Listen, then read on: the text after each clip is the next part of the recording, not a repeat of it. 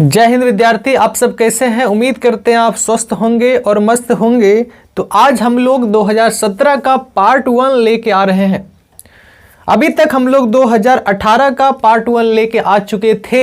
अगर पार्ट 2 अगर आप देखना चाहते हैं तो आप नीचे कमेंट में ज़रूर बताएं क्या आपको पार्ट 2 चाहिए, क्योंकि आप लोग कमेंट नहीं करते हैं, वीडियो देख लेते हैं, लाइक नहीं करते हैं, केवल व्यू बढ़ा के चले जाते हैं। ऐसा नहीं होता है। आप कमेंट करें, सब्सक्राइब करें और जो भी प्रॉब्लम है आप उस चीज़ को लिखें।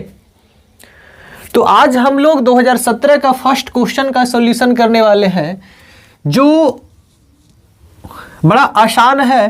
क्या बोल रहा है कि दो समान धन विद्युत आवेश के निकाय के बगल में विद्युतीय बल रेखाएं खींचे। देखिए, इसको जानने से पहले हम कुछ आपको जानकारी देते हैं। उस जानकारी को आप थोड़ा दिमाग में रखेंगे। एक है प्लस आवेश और एक है माइनस आवेश, दो अलग अलग आवेश ले रहे हैं। तो आप याद रखिएगा, प्लस आवेश से विद्युत क्षेत्र रेखा दूर जाएगी, प्लस आवेश से विद्युत क्षेत्र रेखा दूर जाएगी। सभी लोग बोलिए, प्लस आवेश से विद्युत क्षेत्र रेखा दूर जाएगी और माइनस आवेश के पास विद्युत क्षेत्र रेखा पास आती है। अगर कोई माइनस आवेश है तो वहां विद्युत क्षेत्र रेखा क्या होता है, इसके पास आती है, और प्लस से क्या होता है, दूर जाता है। तो ये आपका सिंगल आवेश के लिए है, सिंगल चार्ज के लिए है। लेकिन आपको एक चीज की और जानकारी होना चाहिए कि अगर प्लस और प्लस आवेश को लेते हैं वहां पे प्रतिकर्षण बल का अनुभव होता है, माइनस और माइनस आवेश को लेते हैं तो वहां भी प्रतिकर्षण बल का अनुभव होता है। लेकिन अगर प्लस और माइनस लेते हैं तो वहां पे कैसा बल का अनुभव होगा, आकर्षण बल का अनुभव होगा। कैसा बल का अनुभव होगा, आकर्षण बल का अनुभव होगा। बस इतना पॉइंट आप याद रखें, ये क्वेश्चन अपने आप बन जाएगा। देखिए, आपको लेना है समान धन ध्रुव, धन बोले तो प्लस और ऋण बोले तो माइनस। देखिए, ये हमारा धन है और दो समान धन है, और आपको पता है धन से विद्युत क्षेत्र रेखा दूर जाएगा, धन से विद्युत क्षेत्र रेखा दूर जाएगा। अगर दो समान धन ध्रुव को आपस में लाएंगे तो इससे निकलने वाले विद्युत क्षेत्र रेखा क्या होगा, टच नहीं होगा, क्योंकि ये इधर आना चाहेगा तो ये धकेलेगा, और ये इधर जाना चाहेगा तो ये धकेलेगा, ये इधर जाना चाहेगा तो ये धकेलेगा। अर्थात दोनों एक दूसरे को क्या करता है, प्रतिकर्षण। तो आप सिंपल ऐसे क्वेश्चन का हल आराम से कर सकते हैं। इसका लाइन ऐसे बना दे, क्योंकि दोनों कभी टक्कर नहीं कर सकता है, दोनों आएगा लेकिन एक दूसरे को धकेल देगा। तो इस प्रकार से आप बना दे। और प्लस आवेश का मतलब जस्ट बताए थे, प्लस आवेश से विद्युत क्षेत्र रेखा क्या होता है, दूर जाता है। कुछ नहीं है भाई, डायग्राम में एकदम बनाते जाइए। तो आप इस एरो को गलत ना दे, क्योंकि एरो ये बता रहा है कि प्लस से दूर जा रहा है। एरो क्या बता रहा है भाई, प्लस से दूर जा रहा है, प्लस से दूर जा रहा है, प्लस से दूर जा रहा है। एरो कभी भी गलत ना दे। लेकिन अगर आपको माइनस पूछ दे तो माइनस में भी यही कहानी है, यहां भी प्रतिकर्षण होगा, लेकिन इस बार डायरेक्शन को केवल बदल देना है, क्योंकि आपको पता माइनस के पास आती है और प्लस से जाती है। माइनस के पास आती है और प्लस से जाती है। तो ये डायरेक्शन का खेल है। तो विद्यार्थी, डायरेक्शन को आप गलत ना दें, क्योंकि डायरेक्शन अगर गलत दें तो आपका फिर ये बनाया हुआ बेकार हो जाएगा। डायरेक्शन कभी गलत ना दें। बताइए जी, माइनस के पास आएगा, माइनस के पास आएगा, माइनस के पास आएगा, माइनस के पास आएगा, माइनस के पास आएगा, माइनस के पास आएगा। तो ये है आपका डायग्राम। लेकिन क्या करेगा, एक दूसरे को धकेलेगा। तो ऐसे क्वेश्चन का आंसर आप बड़ा आराम से दे सकते हैं। प्लस से दूर जा रहा है और माइनस के पास आ रहा है। तो 2017 का नेक्स्ट क्वेश्चन में मिलते हैं। जय हिंद। जय हिंद विद्यार्थी, 2017 का हम लोग नेक्स्ट प्रश्न लेके आ चुके हैं और ये बहुत ही आसान है। तो देखिए और बताइए आपको समझ में आ रहा है या नहीं। क्या बोल रहा है, एक क्षण चुंबक के अक्षीय और निरक्षीय में चुंबकीय क्षेत्र का मान बताएं और दिशा बताएं।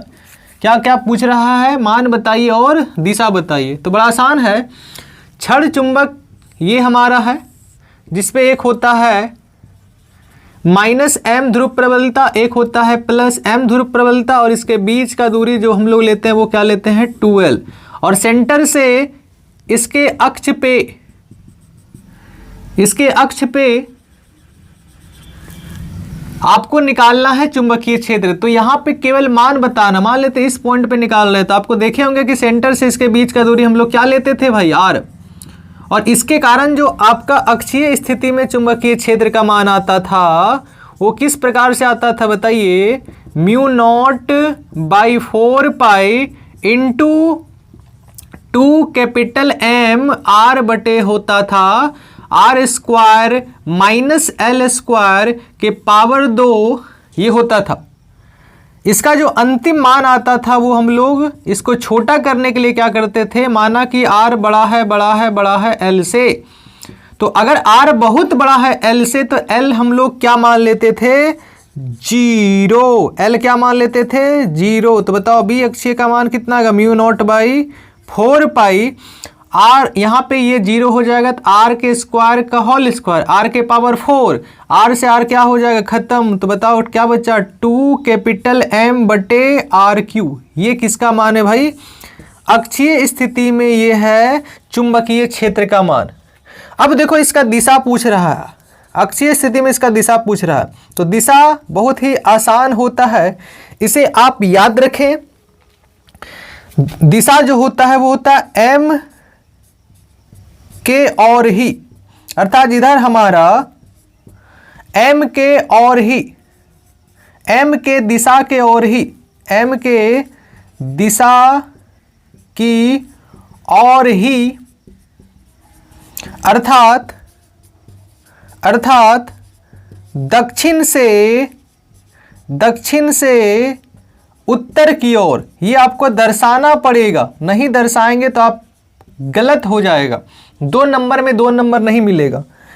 अगर आप इसके जस्ट परपेंडिकुलर किसी भी पॉइंट पे निकाल रहे हैं तो ऐसे स्थिति का नाम होता है भाई निरक्षीय।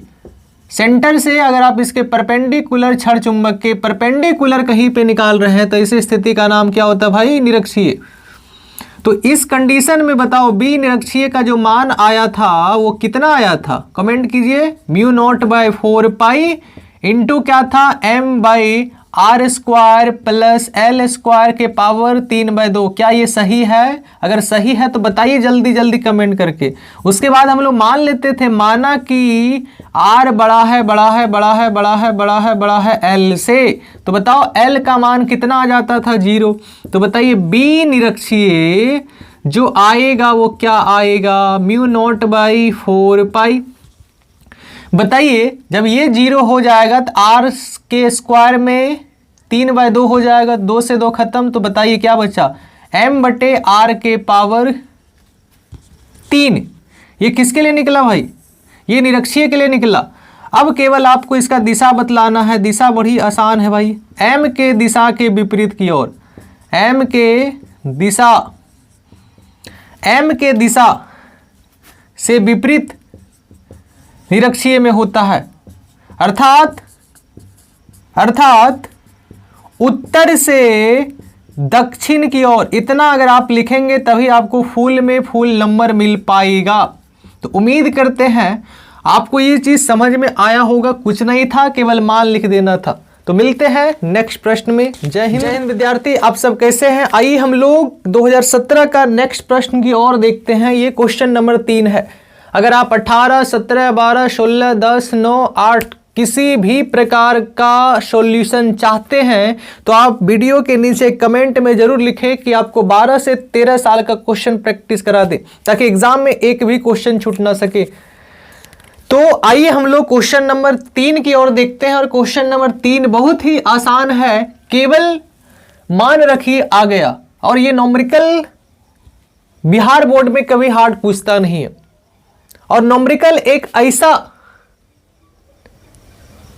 आपके लिए एडवांटेज का काम करता है, क्योंकि नॉमरिकल अगर आप देखेंगे तो केवल और केवल डाटा रखिए, आंसर आ गया। सूत्र केवल याद होना चाहिए आपको। सूत्र याद है तो न्यूमेरिकल के जैसा आसान कुछ होता ही नहीं है। न्यूमेरिकल में नंबर कटने वाला नहीं है, लेकिन अदर चीज में नंबर कट जाएगा, लिखने वाले में नंबर कट जाता ही है। तो आप न्यूमेरिकल कम से कम 12 से 13 साल का बनाएं, क्या क्या पूछा गया, इसलिए अब देर ना करें, क्योंकि सावधानी हटी तो भाई दुर्घटना घटी। अगला क्वेश्चन है कि एक आवेश निकाय के कारण एसआई पद्धति में v का मान दिया हुआ है, x बराबर 2 मीटर पर विद्युत क्षेत्र का मान बताइए। बड़ा आसान है, v दिया हुआ है, E निकालना है। तो बताओ विद्युत क्षेत्र और विभवांतर में संबंध क्या होता है? E बराबर -dv/dx। और ये ऑब्जेक्टिव में बहुत बार पूछा गया था, इसी चीज को आप ध्यान में रखें। और बताओ v का मान कितना दिया हुआ है? 3 + 2x। इस मान को आप यहाँ पे रख दीजिए। E बराबर है -dv/dx। चलिए रखते जाइए। बताओ v का मान कितना है? v का मान है 3 + 2x बटे क्या हो जाएगा? dx। चलो एक बार किसका डेरिवेशन करेंगे? 3 का डेरिवेशन करेंगे। किसके सापेक्ष? x के सापेक्ष। एक बार किसका डेरिवेशन करेंगे? 2x किसके सापेक्ष। बड़ा आसान है, कुछ नहीं है। तो बताइए किसी भी संख्या का dc कितना होता है? 0। इसमें बताइए 2 को बाहर लीजिए और dx/dx का जो dc होता है वो कितना होता है भाई? वो होता है आपका 1 होता है। तो बताइए 2 एकम 2, 2 में 0 जोड़ेंगे 2, कितना आ जाएगा भाई? -2। कितना आ गया भाई? e का मान आ गया -2। अगर यही e का मान आता -2x², तो बताओ x के जगह पे आप कितना रख देते? 2। तो बताओ 2 दूना 4, 4 दूना कितना हो जाता? 8, है ना। तो अलग अलग मान पर विद्युत क्षेत्र का मान अलग अलग देखने को मिलता अगर यहाँ पे वेरिएबल वाले टर्म आ जाता, x वाले टर्म आ जाता। लेकिन क्या यहाँ x वाले टर्म आया? क्या नहीं, अर्थात ये नियत आ गया। अर्थात इसका मतलब ये हुआ कि हर स्थिति में हर जगह पे विद्युत क्षेत्र का मान -2 ही होगा। अर्थात लिख दो, अर्थात हर स्थान पर विद्युत क्षेत्र का मान क्या होगा भाई? समान होगा। विद्युत क्षेत्र का मान समान होगा। विद्युत क्षेत्र का मान समान होगा। विद्युत क्षेत्र का मान समान होगा। चाहे आप x बराबर 2 मीटर पे देखिए, चाहे x बराबर 3 मीटर पे देखिए, चाहे x बराबर 4 मीटर पे देखिए, चाहे x बराबर 5 मीटर पे देखिए, e कभी बदलने वाला है ही नहीं, क्योंकि e के साथ कोई x टर्म नहीं आया है। अगर यहाँ x टर्म आ जाता x², x3, x4 तो बदल जाता मान, लेकिन यहाँ बदलेगा नहीं। तो x बराबर 2 मीटर पे भी बताओ e का मान कितना होगा? -2। और बताइए इसका मात्रा क्या हो जाएगा? वोल्ट। दूरी का मात्रा मीटर हो जाएगा, वोल्ट प्रति मीटर। कैसा लगा? बड़ा आसान क्वेश्चन है। तो मिलते हैं हम लोग नेक्स्ट प्रश्न में। जय हिंद विद्यार्थी, 2017 का नेक्स्ट प्रश्न में आप सभी को दिल की गहराइयों से स्वागत है। तो आइए हम लोग क्वेश्चन की ओर बढ़ते हैं। और क्वेश्चन ये भी न्यूमेरिकल टाइप है, और न्यूमेरिकल टाइप क्वेश्चन बड़ा आसान होता है, किसी भी प्रकार का दिक्कत नहीं करेगा। ध्यान से देखिए, क्वेश्चन बहुत ही आसान है। क्या बोल रहा है कि उत्तल लेंस के मुख्य अक्ष के ऊपर रखे बिंदु का उत्तल लेंस से बने प्रतिबिंब को दिखाने वाला किरण आरेख खींचे। किरण आरेख खींचना है, जिसके कारण यहाँ पे कंडीशन दिया हुआ है कि यदि वस्तु फोकस दूरी से 3 गुना दूरी पर है। वस्तु जो है फोकस दूरी से कितना गुना दूरी पे है? 3 गुना दूरी पे। चलिए ये मान लेते हैं उत्तल लेंस। ये होता है प्रधान अक्ष या मुख्य अक्ष, ये होता है हमारा प्रकाशीय केंद्र, ये हमारा होता है फोकस। और वस्तु को हमेशा ये साइड रखेंगे। देखिए यहाँ पे बोल दिया है कि हमारा जो वस्तु रखा गया है वो फोकस दूरी से 3 गुना दूरी पे है। तो मान लेते हैं ये फोकस दूरी है स्मॉल f, इससे 3 गुना पर। अगर इधर 5 मीटर है फोकस दूरी, तो इससे 3 गुना कितना हो जाएगा? वस्तु 15 मीटर पे रखेगा। अगर फोकस दूरी का मान 4 मीटर होगा, तो इससे 3 गुना 4 मीटर होगा, 3 गुना 12 मीटर पे रखा जाएगा। मान लेते हैं f का मान 5 मीटर होगा, तो इसका 3 गुना 15 मीटर पे रखा जाएगा। तो कुछ नहीं है, यहाँ से वस्तु दूरी फोकस दूरी का बताओ कितना गुना है? 3 गुना, तो 3f हो जाएगा। अर्थात यहाँ पे वस्तु रखा हुआ है और u का मान कितना दिया हुआ है? 3f। वस्तु दूरी फोकस दूरी से 3 गुना हो गया। भी निकल जाएगा, मान निकल गया, डायग्राम बन जाएगा। चलिए बताइए u का मान, सबसे पहले हल लिखेंगे किसी भी न्यूमेरिकल को जब आप हल करते हैं। u बराबर दिया हुआ है 3f और आपको पता है इधर का दूरी माइनस में, उधर का दूरी प्लस में। तो बताओ u किस में है भाई? माइनस में। भी तो आपको निकालना है भाई, और f तो आपका प्लस में रहेगा ही रहेगा। तो बताइए लेंस सूत्र सभी लोग पढ़ चुके होंगे। लेंस सूत्र क्या होता है? बड़ा आसान है, 1/v माइनस 1/u बराबर 1/f। तो बताइए हमको भी निकालना है, तो 1/f प्लस क्या हो जाएगा? 1/u, क्योंकि माइनस में उधर जाएगा, किस में आ जाएगा भाई? प्लस में। बताओ u का मान कितना दिया हुआ? -3f। कितना दिया हुआ भाई? -3f। कुछ नहीं है, सॉल्व करते जाइए, आ गया। बताइए प्लस माइनस क्या हो जाएगा? -3/f। आपको पता है इसका एलसीएम कितना हो जाएगा? 3f हो जाएगा। यहाँ पे बताओ 3 हो जाएगा, यहाँ पे 1 हो जाएगा। तो बताइए आगे जब निकालिएगा तो 1/v बराबर कितना हो जाएगा? 2/3f। हमको v का मान निकालना, तो इसको पलटिए तो v बराबर क्या होगा? 3/2 इंटू f हो जाएगा। तो बताओ v का मान कितना आ गया? भागा दीजिए, 1.5f आ गया। तो इसका मतलब क्या समझे आप? कि प्रतिबिंब दूरी जो है फोकस दूरी से 1.5 गुना है। अगर यहाँ 5 है तो इससे 1.5 गुना कितना होगा? 10 है तो इसका 1.5 गुना कितना होगा? अगर 15 है तो इसका 1.5 गुना कितना होगा? अगर यहाँ 20 है तो इसका 1.5 गुना कितना होगा? मान लेते ये 10 है तो इसका 1.5 गुना कितना होता है? 10 1.5 है, 10 1.5 है, कितना हो जाएगा भाई? 15। अरे 10 1.5 है, कितना हो जाएगा? 15। 20 1.5 है, कितना हो जाएगा? 30। तो ये सिंपल है। इसका मतलब इससे थोड़ा यहाँ पे बनेगा। देखिए बड़ा आसान है। सबसे पहले लेके जाइए लाइन, क्योंकि आपको जानते हैं बीम का प्रतिबिंब बनाने के लिए सबसे पहले कितना किरण खींचे? 2 किरण। मुख्य अक्ष समांतर कहाँ से गया? फोकस से। कहाँ से गया? फोकस से। दूसरा जो लेके जाएंगे वो इससे 1.5 गुना पे बना दीजिए, हो गया। कुछ नहीं है भाई, बन गया diagram. This is right answer. इससे 1.5 गुना है, 1.5 इंटू एफ भी का मान।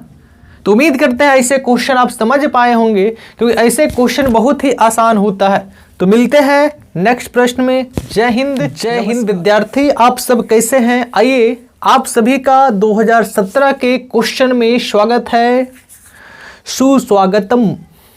तो मिलते हैं नेक्स्ट प्रश्न में, और नेक्स्ट प्रश्न बहुत ही आसान है। क्या बोला? ब्रूस्टर के नियम को लिखें। देखिए ब्रूस्टर का नियम बहुत ही आसान है, आपको पता होना चाहिए। किसी माध्यम का अपवर्तनांक बराबर होता है अगर tan में ध्रुवन कोण लगा देंगे। ध्रुवन कोण डिनोट किससे करते हैं? IP से।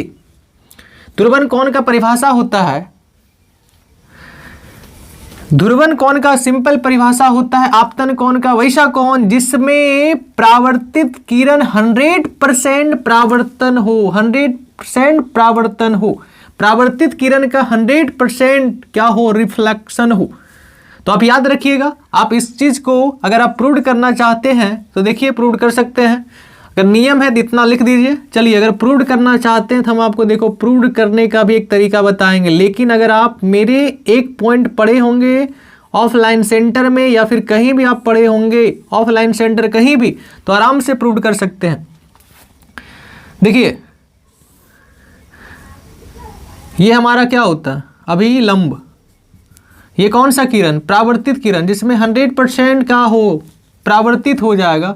तो ऐसे कोण को क्या बोलेंगे भाई? ध्रुवन कोण। और आपको पता आपतन कोण बराबर किसका होता है? परावर्तन कोण को। तो दोनों का बराबर लिख सकते हैं। और ये जो होता है वो क्या होता है भाई? अपवर्तित किरण। कौन सा किरण? अपवर्तित किरण और अभिलंब के बीच बनने वाला कोण क्या कहलाता है? आर। और आपको हम पढ़ाए थे कि हमारा जो परावर्तित किरण है और अपवर्तित किरण, इनके बीच का जो एंगल होता है वो बताओ कितना डिग्री होता है? 90 डिग्री।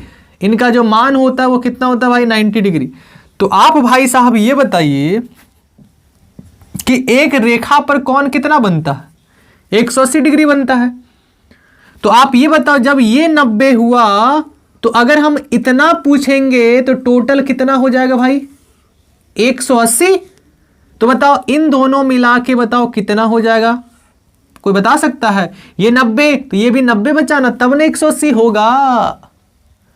अरे सिंपल तो है भाई, अगर ये 90 है, टोटल 180 होता है, तो इसका मतलब इन दोनों को जोड़ने के बाद 90 आना चाहिए। 90 90 कितना होना चाहिए? 180। तो आप बताइए यहां से आप क्या सीखे हैं कि आपतन कोण, आपतन कोण जिसको आप ध्रुवन कोण बोलेंगे, और अपवर्तन कोण जिसको आर बोलेंगे, इन दोनों का समेशन कितना डिग्री होता है भैया? 90 डिग्री। और आपतित किरण, सॉरी, परावर्तित किरण और अपवर्तित किरण के बीच भी एंगल 90 बनता है। तो इस चीज को याद रखना है।